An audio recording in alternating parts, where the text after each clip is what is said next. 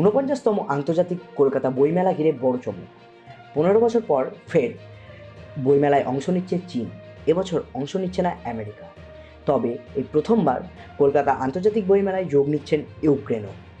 এক সাংবাদিক সম্মেলনে গিল্ডের সাধারণ সম্পাদক ত্রিবেদী কুমার চ্যাটার্জি জানান, এবছর মুখ্যমন্ত্রী মমতা বন্দ্যোপাধ্যায়ের বই লেখাও এখানে প্রকাশিত হতে চলেছে। বইমেলা প্রাঙ্গণে থাকছে মেট্রো রেলের টিকিট কাউন্টার, পাশাপাশি র্যাপিডো ও উবারের জন্য নির্দিষ্ট জায়গা। আগামী পরশু বিকেল 4টেয় মুখ্যমন্ত্রী মমতা বন্দ্যোপাধ্যায়ের উদ্বোধনে শুরু হবে এই বইমেলা।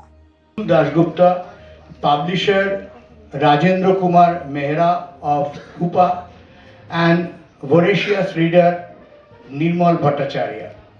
The Kolkata Literature Festival, the long-awaited Kolkata Literature.